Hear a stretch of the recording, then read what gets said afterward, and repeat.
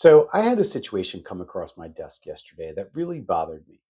It involved a buyer's agent who was actively working against their client's best interest. And what's concerning is this isn't even unusual activity in real estate. Hi, my name is David Moore, team leader and team founder of David J. Moore and Associates Real Estate Team. So let me break down what happened and why it's a problem, and more importantly, how I've built a different solution for you. So here's the scenario. We have a home seller who wants to move into a new home. They're motivated, they want to transition seamlessly.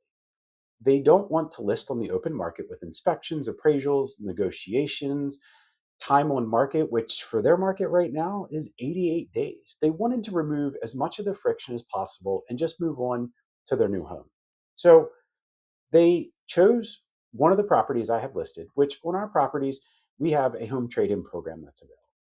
And through our home trading program, we match you up with cash investors who can close fast, no contingencies, no hassles, and they pay you market value for your home. So the buyer's agent representing the seller, who was a buyer to my client in this transaction, refused to move forward because our corporate investors don't pay agent commissions. And they do this so they can maximize the net profits to the seller. So not because they're bad for this, not because the offer was bad for the seller, not because the deal wasn't fair, but as she put in an email to me twice, she's not moving forward and not presenting the offer to her client because she's not getting paid. So let me be clear about what just happened. That agent put her financial interest ahead of her client's best interest. That's a problem, because it violates the fiduciary duties of an agent to their client. So let's talk about that fiduciary duty, because most people don't actually understand what that means. When you sign an agreement with a real estate agent and they become your agent, whether you're buying or selling, that agent becomes a fiduciary. That's a legal term. It means they have a duty, a legal obligation to put their interest, to put your interest ahead of their own interest every single time. At least that's how it is in Maryland, where I practice real estate. Every state has different rules, but if they're a realtor, they are bound to that obligation as well. So here's what fiduciary duty requires: loyalty to your client, which is number one. Number two, honest dealings and disclosure. Three, full accounting of money or property. Four, confidentiality where appropriate. And five, a duty of care, acting in your client's best interest with reasonable competence.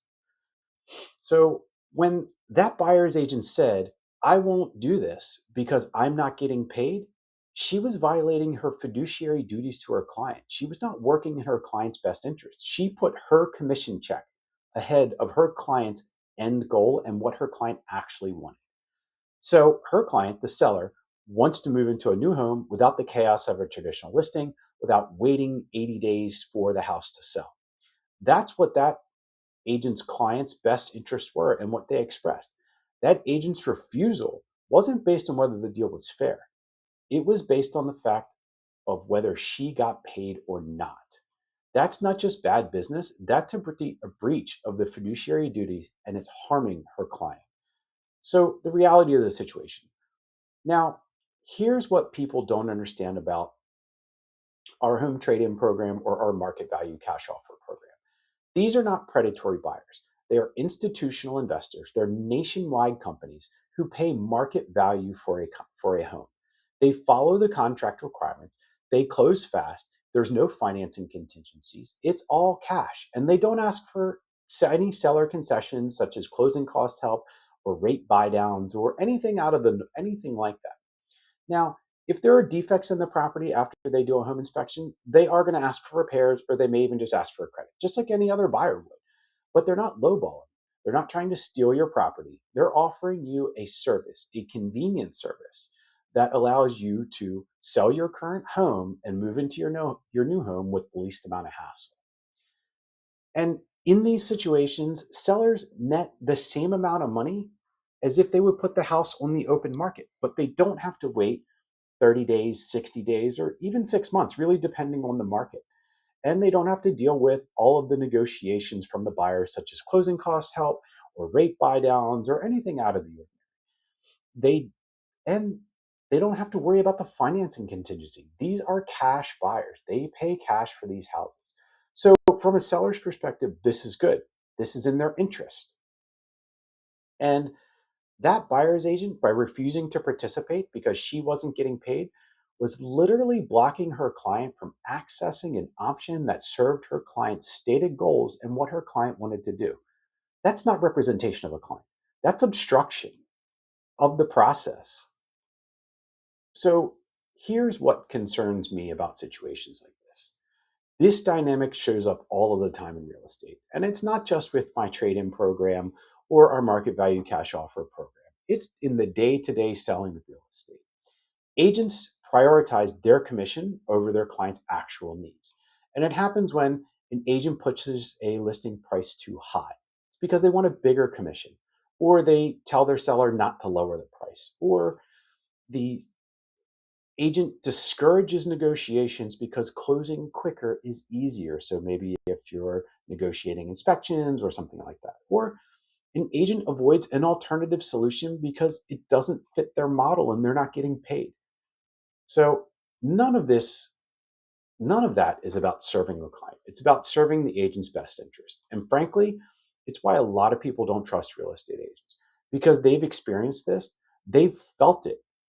They felt that their agent was caring more about the closing the deal and more about them getting the right outcome and the agent getting paid than helping the buyer or seller achieve their goal. So, how we do this differently. Our approach is built on one simple principle. We don't make money until our clients achieve their goals. And we look at all available options, not just the ones that pay us the highest commission. If you're a seller who wants to move fast, we show you the fastest path. If you need maximum exposure, we go to the market. If you want uncertainty and speed over absolute top dollar, we have investors ready to close. We present options, we explain the trade-offs, and we let you decide what serves your interest best. And we'll definitely help you through the process and weigh the pros and cons. That's what a fiduciary does. That's what fiduciary duty actually looks like. It's not always the option that pays the biggest commission. It's not always the option that serves, I'm sorry, it's always the option that serves clients best. It's not always the option that serves the agent's best interest. And we recommend solutions for our clients that serve their best interest and their timelines and their goals. So in that situation I mentioned, the seller had a choice. The buyer's agent should have presented our option and the offer, which she refused to do, explained how it worked, and let the seller decide if it matched their goals. I mean, it happens. Sometimes it's not. Sometimes people want to go on the open market to see if they can get $10,000 more than market value for their house. And that's fine. We get it.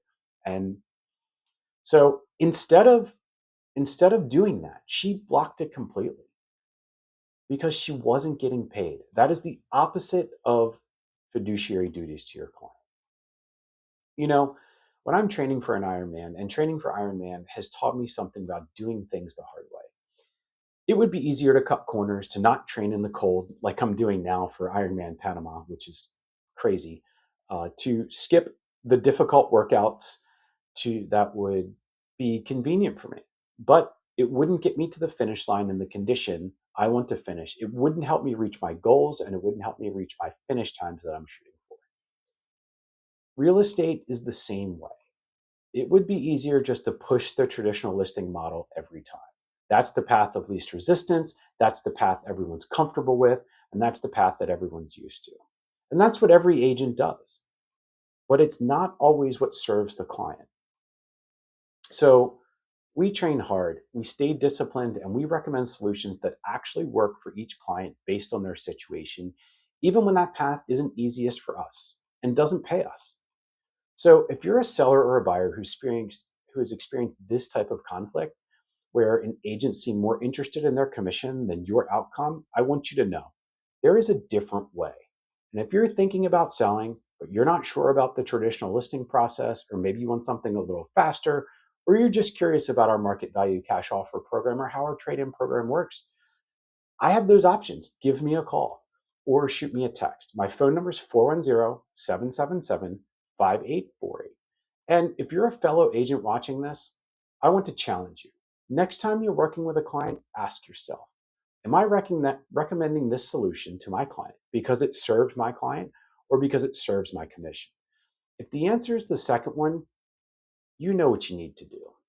Thanks for watching, and if you enjoy my content, please go ahead and subscribe below. I'm David J. Moore, team leader and founder of David J. Moore and Associates, a Maryland real estate